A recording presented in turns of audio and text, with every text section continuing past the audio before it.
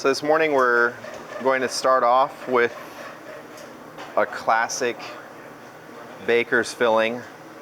It's really somebody everybody should have in their wheelhouse of things they know how to do, because 2 ingredients and you can do a lot with it.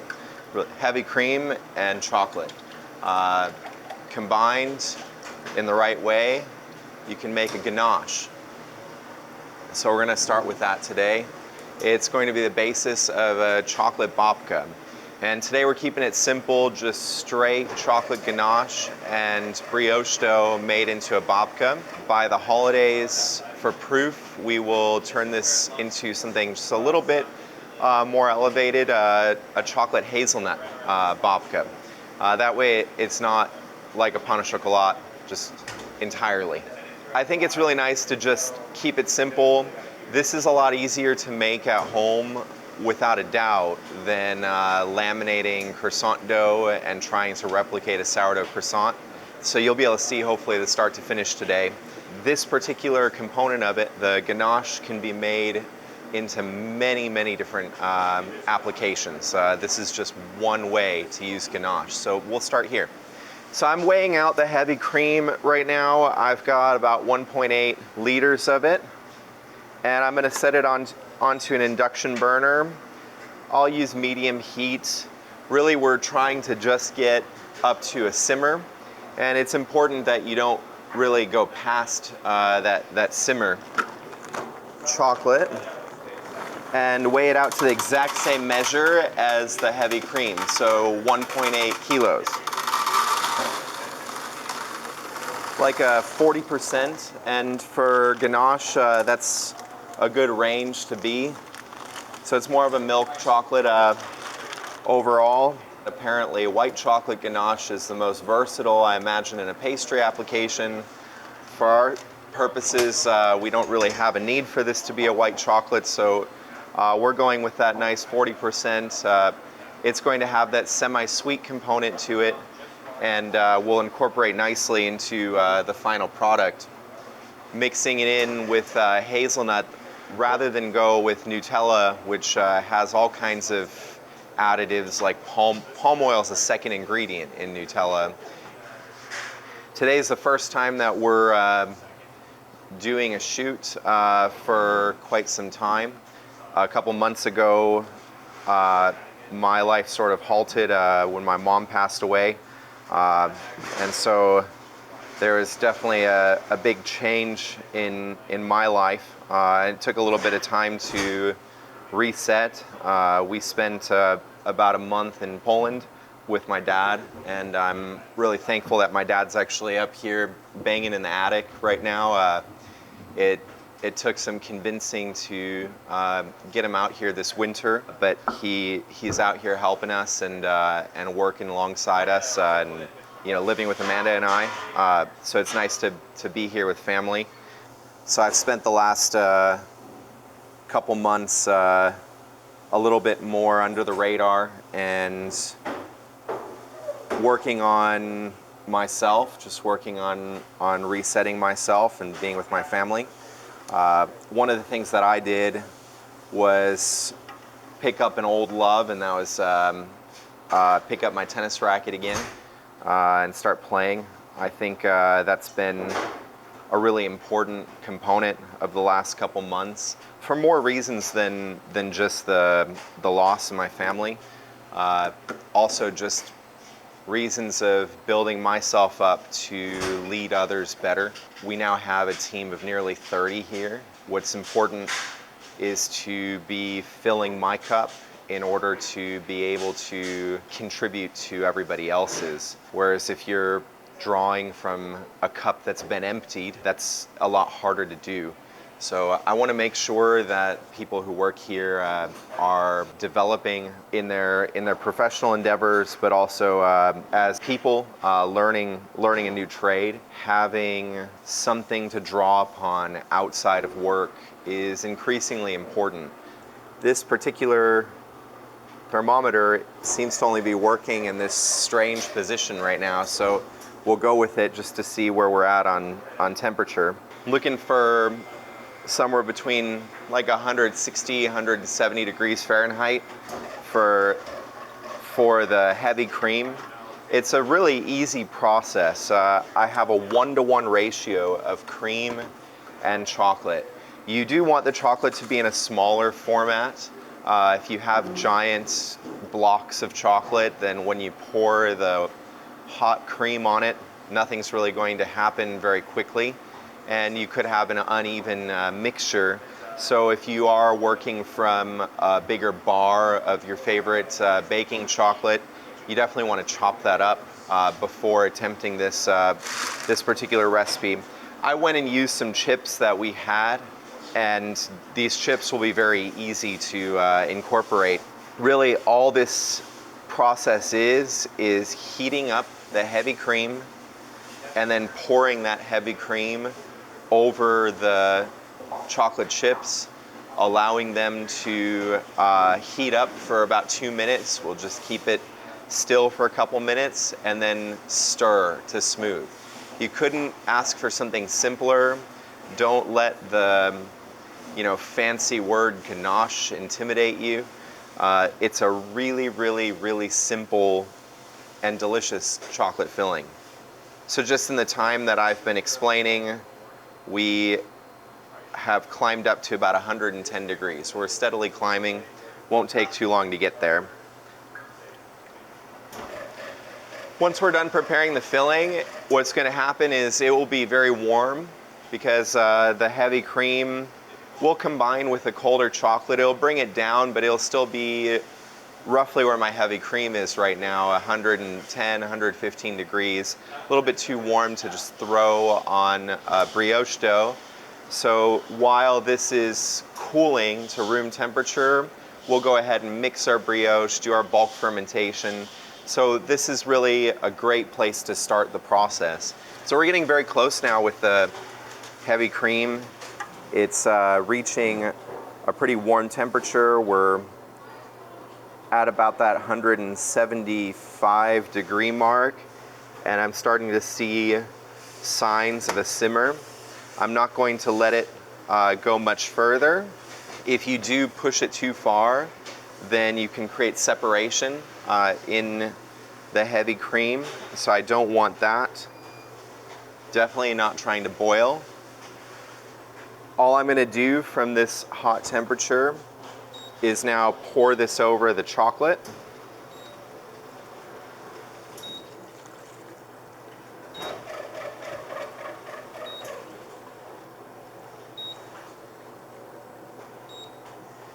And we will let this sit for just a couple of minutes. All right, so the warm cream has now been sitting for a little while, which just softened the chocolate. And so now the last step of the process is just to stir this until it's smooth. It's really easy, somewhat satisfying. While this was just sitting, deploying my dad on the latest plumbing issue. He has, in some ways, the most dynamic role around here in a physical sense, because he literally keeps the place functioning right. You can see that over the course of a few minutes of stirring, how this has changed. We went from 2 ingredients to just one smooth mix. And so now this process is complete, and I can move on to the next stage, which would be mixing the brioche dough while I allow this 2 ingredient ganache to cool down closer to room temperature. What will happen is it will become a lot easier to work.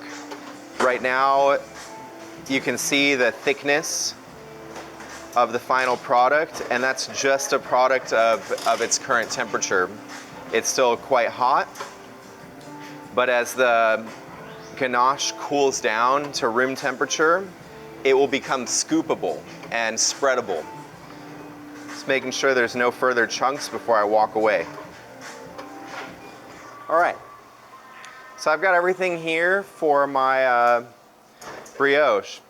This is really decadent dough there's no water in it. The hydration comes from eggs and milk. There's about as much butter in brioche as in croissants for the final product.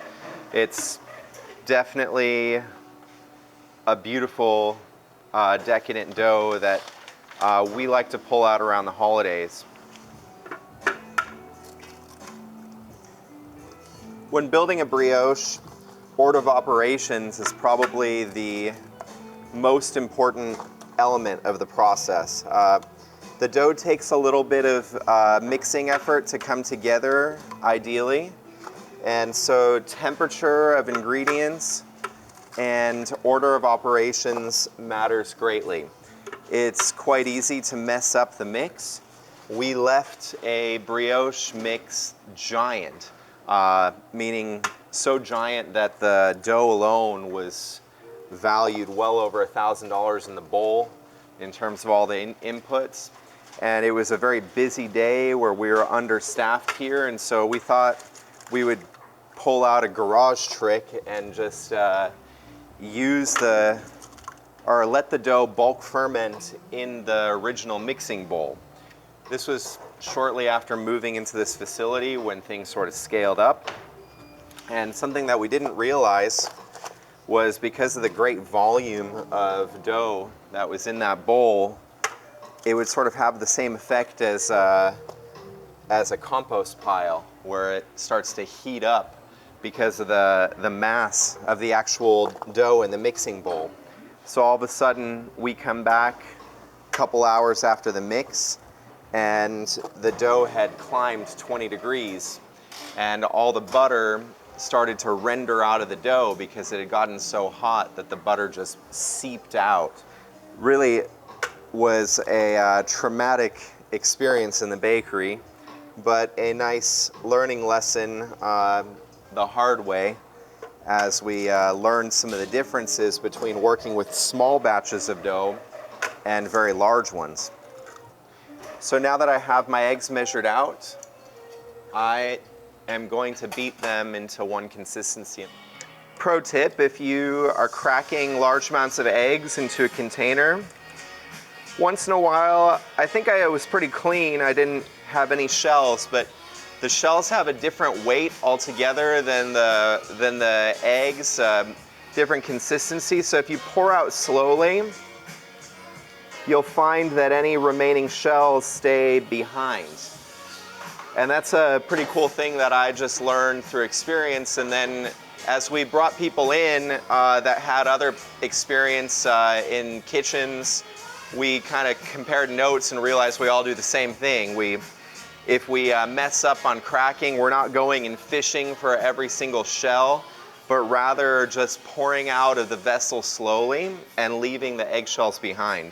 You can definitely try that at home. It's a pretty neat trick. And once we stir this up, you'll notice that there's no shells left in this mixture.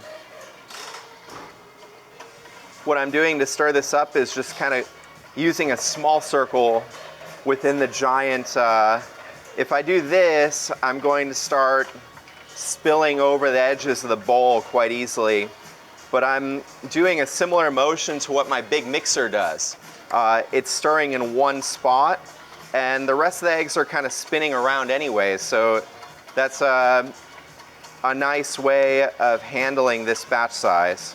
But liquid eggs contain a preservative, citric acid, and we find that to be an unnecessary additive into our doughs. There are strengths and weaknesses in our food supply chain, without a doubt, and we have to live within the realities of that as a food-based business.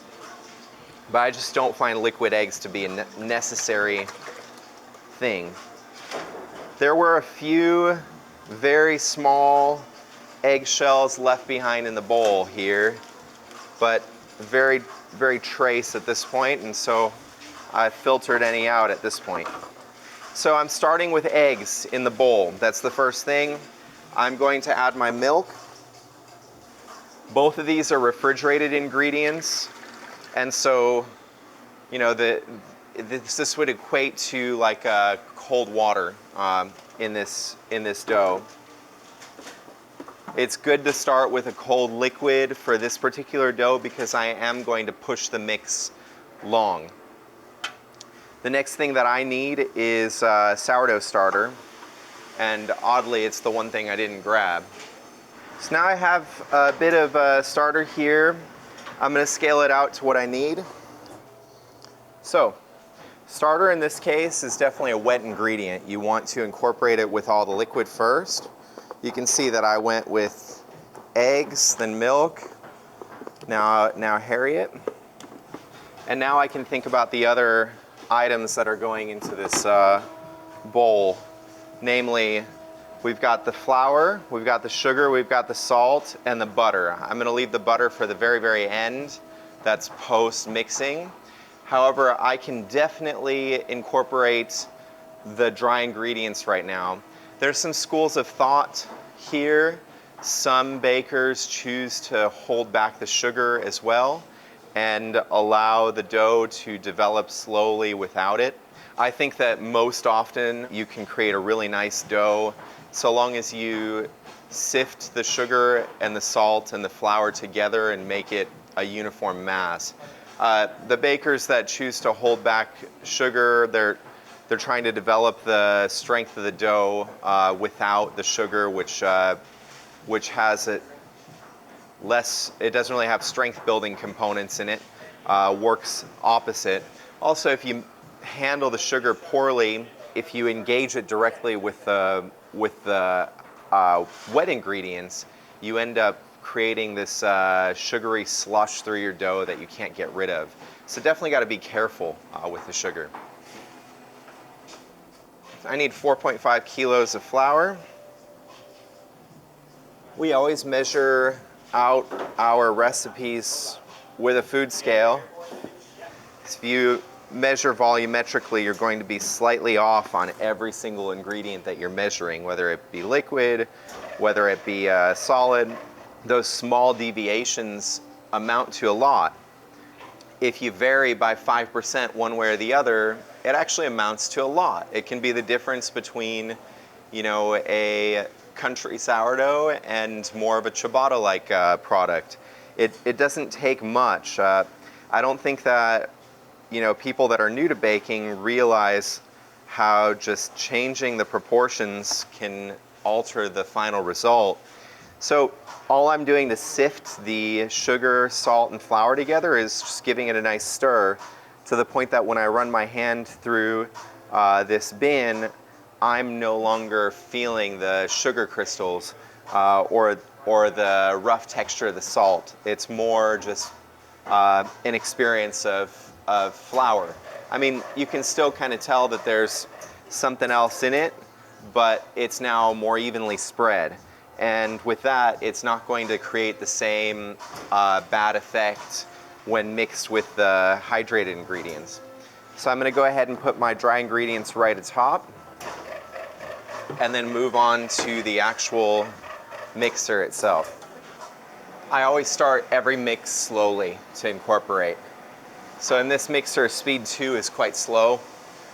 We'll start in speed 2 and just allow these ingredients to come together into one form. At that point, I can notch up the speed of the mixer.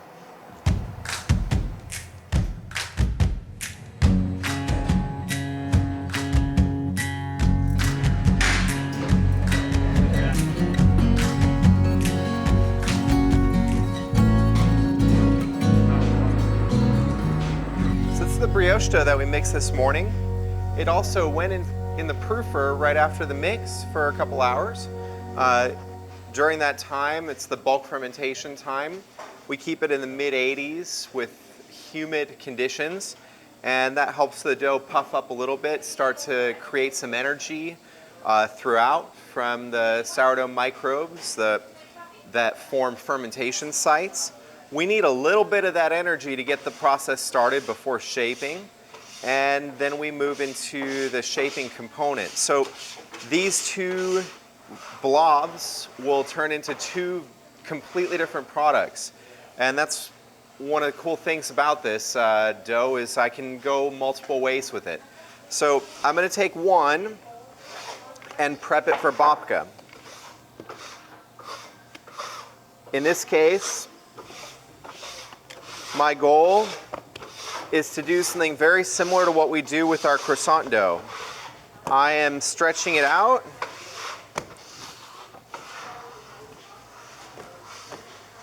and then stowing it away in a stretched out form.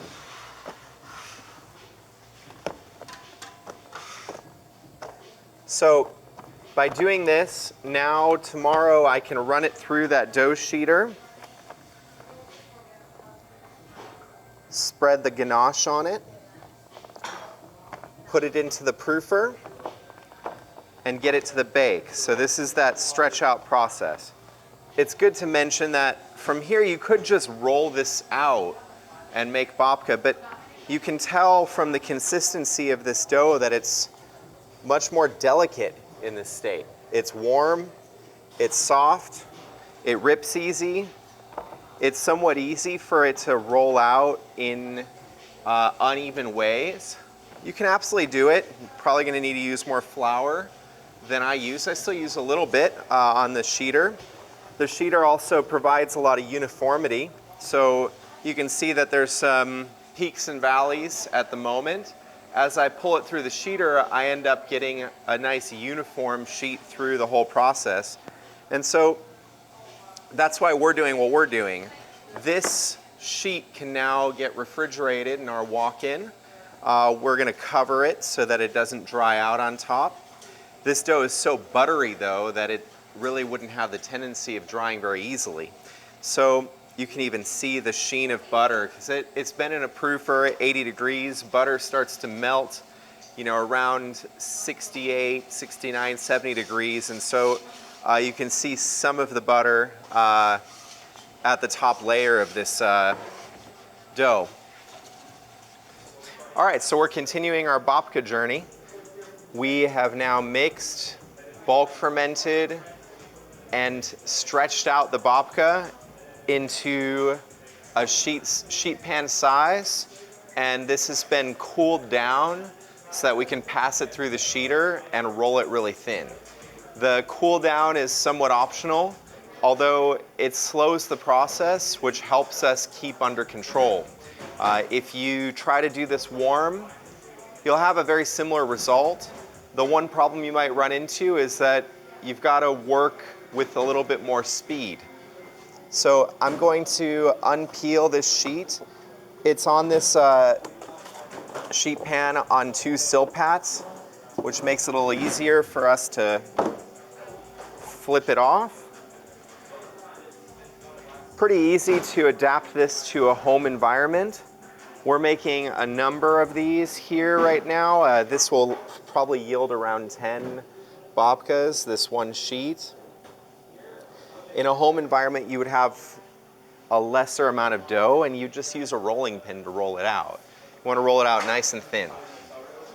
On my sheeter, I'm going to flour the top just to prevent it from sticking to the rollers.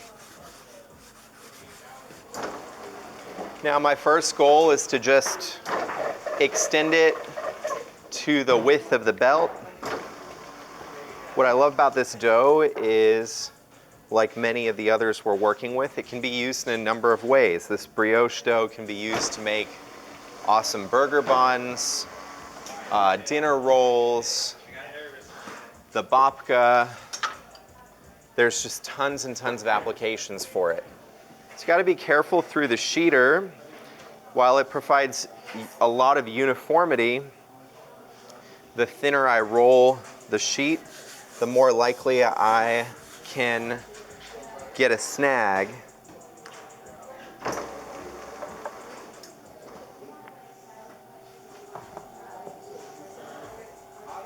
Here's that ganache that we made this morning. You're gonna notice how it's a very, very different texture than when it was hot. So look at that. I can just scoop it right out and spread.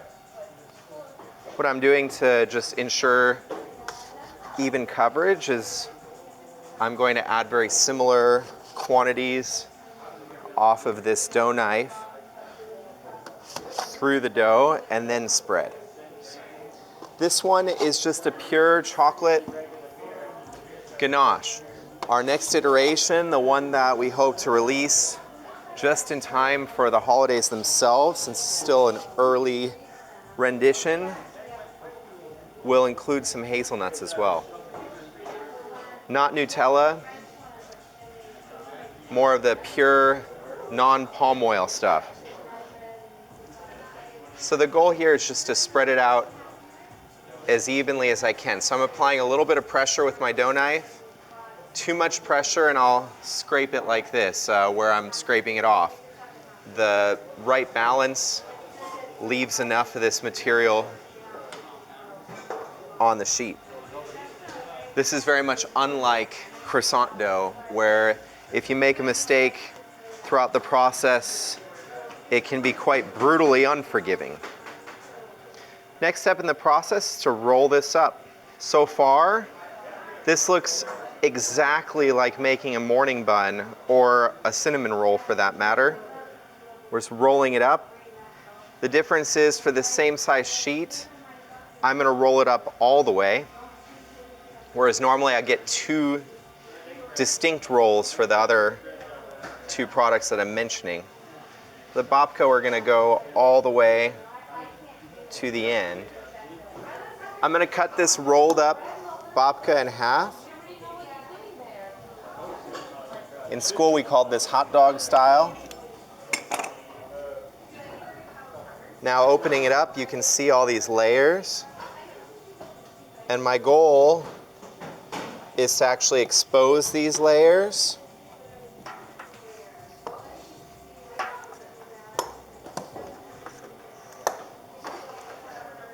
So now with each of these halves, I'm going to simply weave them together like so and pop them into a tin. We put them in the tins like so and bake them in there. It makes it easy for our customers if they like to pop them in the oven and serve them warm at home. Today I feel like I cut these massive. Last time I did this, I cut these too small, so maybe the third time this year will be the charm and I'll get them just right. But whoever has these particular renditions will be delighted with the size, as by the time they're done, they're probably gonna be up to here. So now I'm putting these away into a cold ferment stage. So they're gonna go into our walk-in cooler and we'll readdress these tomorrow. Meanwhile, I have yesterday's batch that's been proofing for the last few hours and it should be ready to bake pretty soon. All right, so these are fully proof babkas. They're a little smaller than the ones that I shaped just a second ago. They've been in the proofer for many hours, and now they're going in the oven to bake off. The rack is lifting at the moment. It's about to start spinning, and in 22 minutes, we'll have some babka ready. Hot open.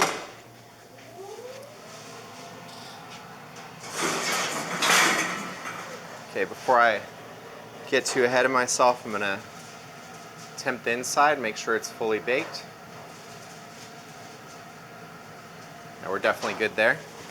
So here's the final babka. All those layers of chocolate and brioche dough are now visually appealing. You can do a lot with this in terms of shaping. I've seen them in circles. I've seen them made all kinds of ways. And I love how the ganache is just 2 ingredients. I'm planning on stealing this one for myself and enjoying it at home. The goal here will be just cut slices of it and enjoy it like you might a coffee cake, that kind of a thing. You can enjoy it with your morning beverage or really any time of day. I'll probably have some later on this evening. So yeah, that's the chocolate babka.